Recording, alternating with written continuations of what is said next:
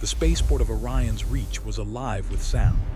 Ships of all sizes docked, engines hummed, and traders shouted prices across the crowded docking bays.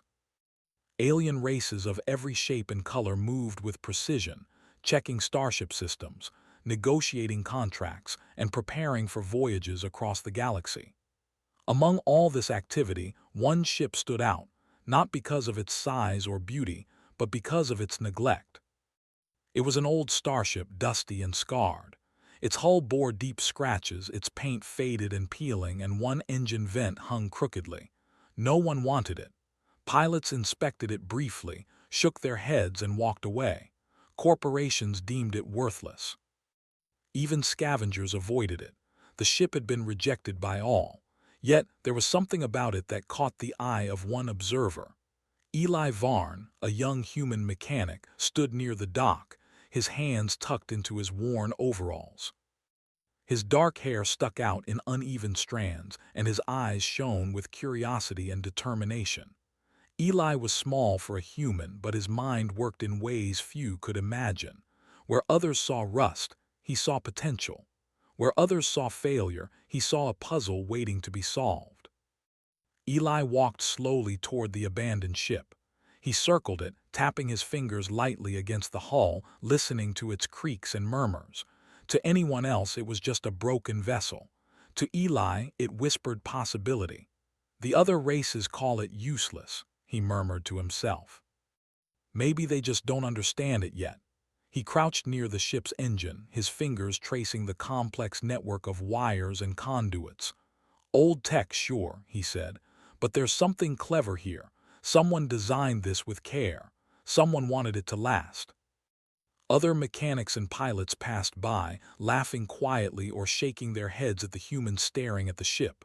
"Why bother?" one pilot muttered to a friend. "It's junk. No one wants it." But Eli didn't hear them. His mind was already moving, imagining how the ship could work. He traced lines of wiring, checked for weak joints, and tapped a panel near the cockpit. A soft click echoed inside. Something had responded. The ship was not entirely dead. Eli straightened and smiled. "You're not as broken as they say." For days, Eli returned to the ship. He examined every detail, taking careful notes, sketching diagrams, and even entering the cockpit to test controls that still held power. The interface was old-fashioned, manual, and clunky compared to modern ships, but Eli saw hidden potential. Some systems were underused, while others could be reconnected with a little ingenuity. At the same time, he discovered alien technology hidden within the ship, small devices built from materials he had never seen. They pulsed faintly, as if alive. Other mechanics would have discarded them or sold them as scrap, but Eli studied them carefully. "Someone went a great lengths to build you," he whispered. "I want to see what you can really do." Eventually, Eli made a decision. He went to the auction office where the ship had been waiting unsold for months. Its starting bid was minimal, barely worth a few credits. Eli placed his offer confidently. Some aliens nearby laughed. "A human buying that?" one said. "Are you crazy?" Eli ignored them. Maybe, he thought, but crazy can be useful sometimes. The auction ended, and Eli walked away with the ship's ownership papers in hand. As he left the office, he noticed a few curious glances. Aliens murmured among themselves, wondering what a human could possibly do with a rejected starship. Back at his workshop, Eli opened the ship's main hatch and climbed inside. The air was stale, the lights dim, and the control panels flickered weakly. Dust covered the seats and floors, and cobwebs hung in corners. Yet, as he looked around, Eli felt a thrill of excitement.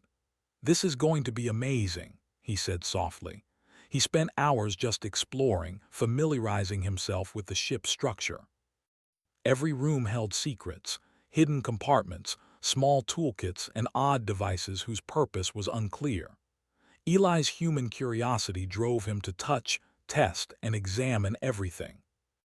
Unlike aliens who relied heavily on advanced systems, Eli relied on intuition, experience, and careful observation. He could sense the ship's rhythm, feel its needs, and imagine its potential. One evening, as the spaceport lights dimmed and most activity slowed, Eli found a hidden maintenance tunnel. It was narrow, lined with cables and tubes, and seemed to connect the engines directly to the ship's core systems. He crawled through, notebook in hand, and examined the mechanisms. He realized that with some adjustments, the ship could recycle energy more efficiently, reducing waste and improving speed. He spent weeks making small improvements, adjusting engines, reconnecting systems, and testing controls. He built new tools when necessary, often using scrap parts from other old ships. Other mechanics laughed at his unconventional methods. "Why bother with old tech when new ships are faster?" they asked. Eli only smiled. "Speed isn't everything," he said. "Efficiency, intelligence, and adaptability matter too." As the days passed, Eli grew more confident. The ship, which had once been silent and lifeless, now hummed softly. Lights flickered steadily, engines purred during test sequences, and the cockpit controls responded smoothly. Eli felt the ship coming alive under his hands. He also discovered an unusual feature, a hidden compartment containing a small, crystal-like device. It glowed faintly when touched. Eli carefully studied it and realized it was a form of alien navigation system, capable of learning from the pilot's instincts. No alien had managed to activate it fully, but Eli's human intuition clicked with the system naturally. He could feel it responding to his thoughts and gestures. "This is incredible," Eli whispered. "You weren't broken at all. You were waiting for someone who could understand you." Word began to spread through Orion's reach about the human working tirelessly on the abandoned ship. Aliens stopped by, curious to see what Eli was doing. Some were skeptical, others amused. But Eli welcomed their attention, using it to test theories and improvements in real time. One day, an alien engineer approached him. "I don't understand why you bother with that ship," they said. "It will never match modern vessels." Eli looked at them calmly. "You judge by what you see. I judge by what I imagine. There's a difference." By the end of part 1, Eli had completed the first major overhaul of the ship. It could move under its own power, its energy systems were stable, and the hidden navigation device was responding to human input. For the first time in years, the abandoned Starship was alive and ready to explore. As he stood on the dock, watching the ship gleam in the port lights, Eli felt a sense of pride. The galaxy had rejected this vessel, called it weak and useless, but under his hands it was a starship with potential beyond anyone's imagination. Eli smiled. "Tomorrow," he said softly, "we start our first real flight. Let's show them what you can really do." And with that, the human mechanic and the rejected starship prepared to defy expectations, challenge assumptions, and begin a journey that no one, alien or human, would forget. The first light of Orion's reach filtered through the massive spaceport windows, casting long shadows.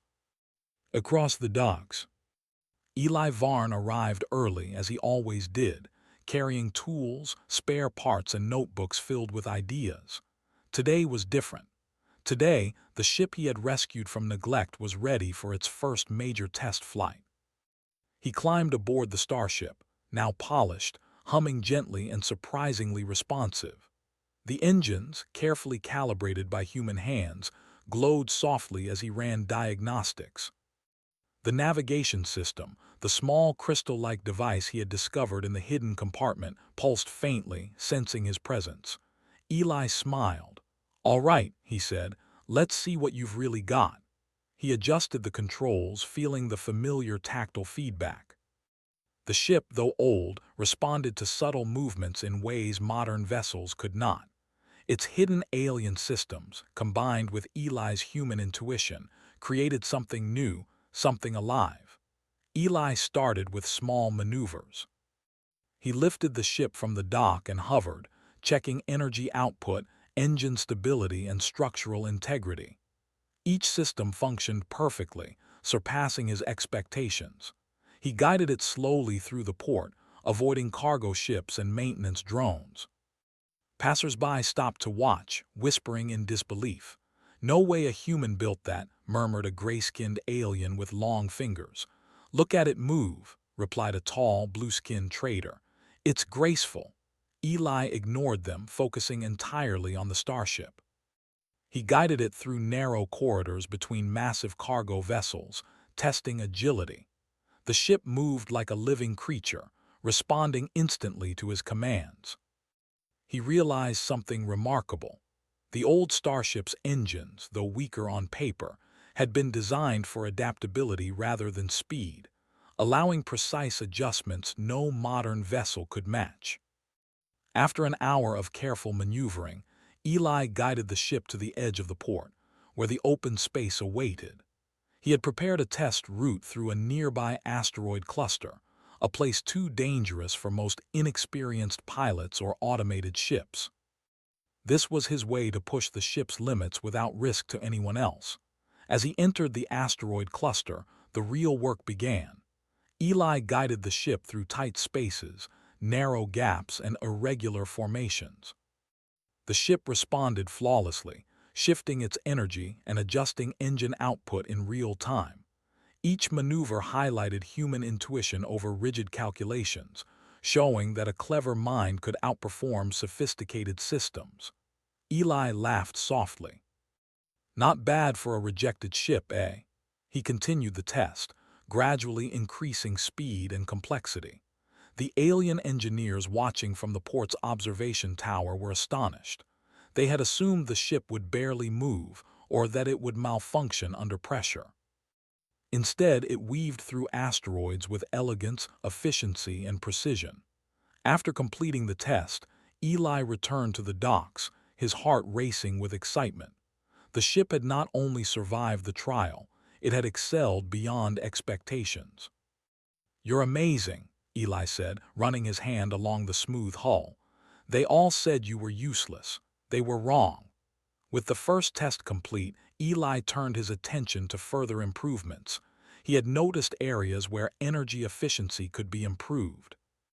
By repurposing alien technology, rerouting conduits, and fine-tuning engines, he could extract more power from less fuel. He worked late into the night, soldering circuits, adjusting panels, and creating new tools when needed. One breakthrough came when he discovered a modular energy system built into the ship's core. It had been overlooked by previous engineers, hidden beneath layers of older components. Eli realized that with minor modifications, the ship could store excess energy during low-demand periods and release it during intense maneuvers. This would make it not just fast, but adaptive and enduring, capable of long-distance travel with minimal resources. The next day, Eli invited a few trusted friends and curious onlookers to witness another test. This time, he wanted to demonstrate the ship's true potential. He guided it out of the port and into open space, beyond the asteroid belt, where sensors and instruments could measure every movement, energy output, and response. He activated the ship's adaptive systems, allowing it to adjust its shape subtly, reducing drag and maximizing speed. To outsiders, it was almost magical, a seemingly old ship moving with elegance, responding instantly to every human command. One of the observing aliens, a sleek, silver-skinned engineer named Trell, spoke in astonishment. "How? This ship is alive almost. How does a human control it so perfectly?" Eli smiled. "It's not just the ship," he said. "It's about understanding. You see a machine, I see a partner. That's the difference." As days passed, Eli continued to refine the ship. He tested navigation in gravitational fields, adjusted the energy converters, and improved the cockpit interface. Each improvement highlighted human creativity, thinking outside formulas, combining intuition with hands-on experimentation, and trusting instincts rather than rigid protocols. He also discovered small hidden modules containing adaptive sensors, which could analyze spatial anomalies and suggest optimized paths. Most aliens had ignored these, thinking them unnecessary or too primitive. But Eli integrated them into the ship's main systems, creating a vessel that learned from its pilot and environment simultaneously. By the end of the week, the ship was no longer the clunky, old vessel everyone had rejected. It was sleek, responsive, and highly intelligent in its own way. Eli realized that the combination of human problem-solving and the ship's latent alien technology had created something unique, unlike anything in the galaxy. Eli began to think bigger. "If we can handle these tests, maybe we can enter competitions," he said quietly to himself. Interstellar competitions often tested efficiency, navigation, and endurance, nonviolent challenges where skill mattered more than firepower. It was the perfect opportunity to show the galaxy what humans could do. The thought of the first competition made him smile. He knew the aliens would be skeptical. "A human, with that old ship, don't make me laugh," they would say. But Eli didn't care. He trusted the ship, and more importantly, he trusted his own human creativity. Before leaving the workshop, Eli took one final look at the Starship. Its lights glimmered softly like a living eye. He placed his hand on the hull. "Tomorrow, we start something new," he said. "Let's show them that being rejected doesn't mean being weak. It means being ready to prove yourself." That night, as Eli rested in his small quarters near the docks, he dreamed of stars, unexplored planets, and endless possibilities. He dreamed of charting courses no one had imagined, navigating challenges no one could calculate, and proving the ingenuity of humans in a galaxy that often underestimated them.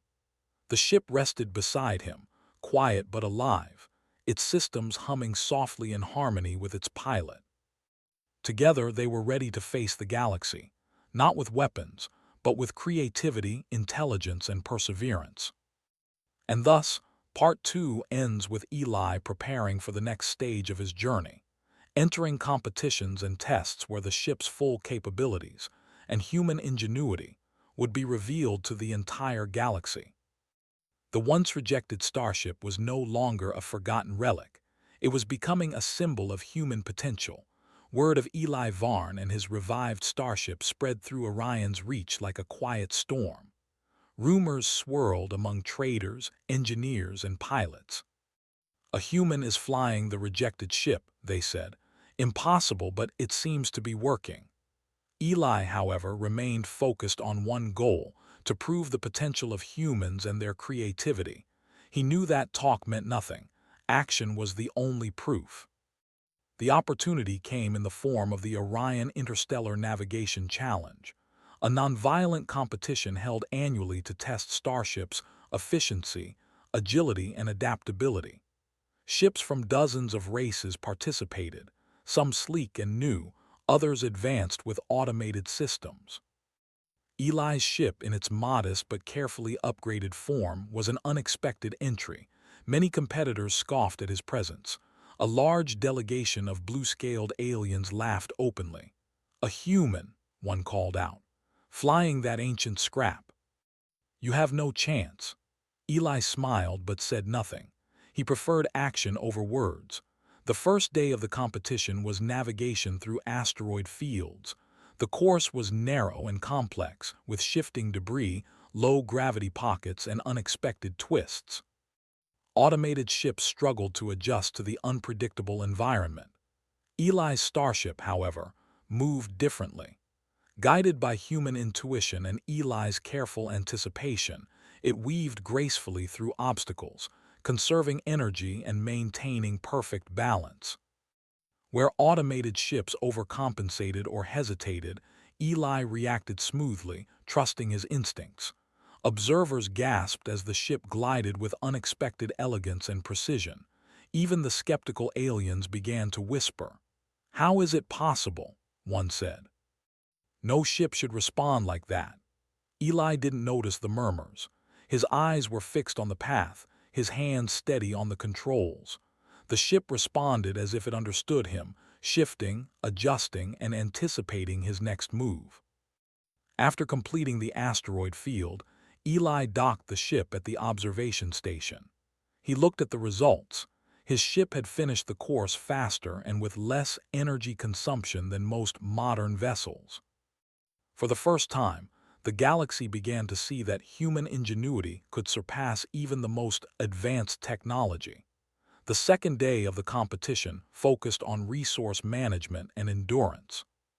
Ships had to traverse long distances while conserving fuel, maintaining energy systems, and avoiding environmental hazards. Many competitors relied on automated systems that followed strict programming. But the challenge included unexpected environmental changes, such as sudden energy fluctuations and gravitational anomalies. Eli's human adaptability shone. When the ship encountered a sudden energy drain in a high-gravity zone, Eli quickly rerouted power, recalibrated engines, and adjusted the navigation device to compensate. Automated ships struggled, some shutting down temporarily as systems tried to recalculate. Eli's ship, however, glided steadily forward, efficient and precise. By the end of the second day, Eli's Starship had completed the course with optimal efficiency, drawing amazement and reluctant admiration from other pilots. A few approached Eli cautiously, asking questions about the ship and his methods. He explained with calm confidence, "It's not about following rules. It's about understanding the system, learning from it, and trusting your intuition." The third day introduced complex problem-solving challenges, such as recalibrating sensors to detect invisible energy currents and navigating through holographic illusions simulating spatial anomalies. Many alien competitors struggled. Their ships could calculate paths based on known variables but could not adapt to the unexpected. Eli, however, treated the ship like a partner. He experimented, observed subtle cues from the ship, and adjusted systems intuitively. The ship responded instantly, revealing paths others could not see. By the end of the day, he had completed all challenges without error, leaving judges and competitors stunned. Even skeptics could not deny the truth. Humans had an edge that technology alone could not replicate. While alien ships relied on automation, Eli's human insight allowed him to see possibilities and solutions that no programming could predict. During the evenings, Eli returned to the docks, making minor adjustments and taking careful notes.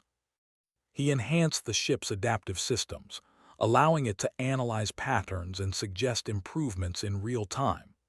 Each improvement made the vessel more intelligent, more responsive, and more uniquely suited to human guidance. Meanwhile, observers began to discuss Eli not as a curiosity, but as a formidable competitor. Rumors circulated. The human starship can anticipate hazards before they appear. It moves like it's alive, guided by thought rather than programming. Perhaps we've underestimated humans. Eli remained humble. He did not compete for fame or glory. He competed to prove that human creativity and intuition were forces in their own right. He spent evenings refining techniques, testing new engine calibrations, and even experimenting with small design tweaks that no alien engineer had considered. The final day of the competition brought the most complex challenge, a multi-stage course combining speed, efficiency, problem-solving, and navigation through unknown space. Competitors were nervous. The course had never been completed without errors. Automated ships calculated risks, but often failed to adapt when surprises occurred. Eli's Starship, however, excelled. He guided it through narrow tunnels, past invisible energy currents, and over long stretches where the gravitational pull constantly changed. At every stage, the ship adapted seamlessly, responding to subtle cues only a human pilot could perceive. As he crossed the finish line, sensors confirmed what everyone had seen. Eli's ship had not only completed the course but had done so with unmatched efficiency and precision.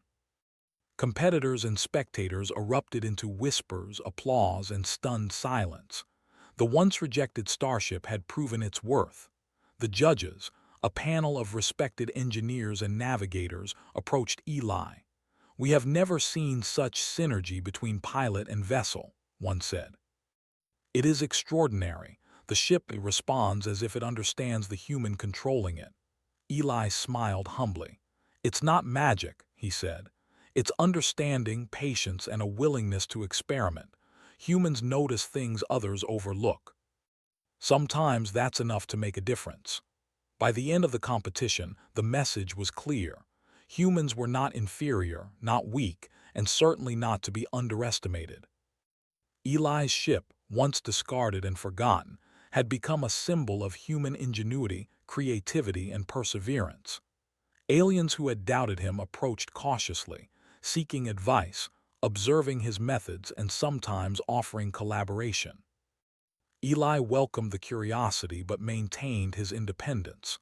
"The value isn't in copying what I do," he said. "It's in understanding your ship and using your mind to unlock its potential." Even among the most advanced civilizations, whispers spread. The human starship, it is not the strongest, not the fastest, but it is the cleverest. As Eli docked his ship after the final challenge, he looked at it with pride. This vessel, abandoned and rejected by all, had become unstoppable under the guidance of human ingenuity. He patted the hull gently. "We did it," he said. "We've shown them what humans can do." That night, as Orion's Reach settled into quiet, Eli sat in his small quarters and reflected on the past weeks. From the moment he had discovered the abandoned starship, he had believed in its potential. Every adjustment, every experiment, every careful test had brought it to this point. And in doing so, he had demonstrated the power of human creativity to a galaxy that often measured worth by raw technology or strength alone. He dreamed of what was next: uncharted regions, mysterious phenomena, and challenges no automated system could solve. The ship, now more than a vessel, had become a partner for exploration, discovery, and innovation. Eli smiled as he prepared for the next stage of his journey. The galaxy had doubted humans and rejected possibilities. Now it had to take notice. The once-forgotten starship and the underestimated human were ready to explore new frontiers, leaving a lasting mark on the stars. After weeks of preparation, tests, and competitions, Eli Varn's starship had earned a reputation across Orion's Reach. No longer was it a forgotten relic. It was a symbol of human ingenuity, creativity, and perseverance. Pilots, traders, and engineers from multiple races now whispered stories about the human who had made a rejected vessel outperform the latest technology. But Eli had no desire for fame. His eyes were set on something greater: uncharted space, undiscovered phenomena, and challenges that no automated system could solve. Eli climbed aboard his starship in the early hours of the morning. The port was quiet, with only the hum of distant ships and the soft glow of docking lights. He ran through final checks, confirming engine stability, energy efficiency, and the responsiveness of the ship's adaptive systems. The small crystal-like navigation device pulsed gently, as if acknowledging its readiness. "You ready?" Eli asked softly. "Let's see what's out there." The ship lifted smoothly, moving away from the familiar docking bays of Orion's Reach. As it entered open space, Eli marveled at the stars stretching endlessly ahead. No map, no calculation could predict what lay beyond. This was territory where humans' creativity, curiosity, and adaptability were more valuable than any advanced system. The first test came almost immediately. The ship's sensors detected a cluster of energy anomalies, pulsing, shifting, and unpredictable. Automated systems would have hesitated, recalculated endlessly, or even avoided the area entirely. Eli, however, trusted his intuition. He adjusted the engines, rerouted energy, and guided the ship carefully. The starship responded perfectly, shifting its shape slightly to reduce energy drain and stabilize movement. It glided gracefully through the anomalies, collecting data as it went. Eli watched the readings, fascinated. "No one has studied this," he murmured, "but together we can figure it out." As the days passed, Eli explored regions of space untouched by human or alien ships. He encountered floating crystal fields, gravity distortions, and nebulae that refracted light in strange patterns. Each challenge required clever thinking, quick adaptation, and a deep understanding of the starship's unique systems.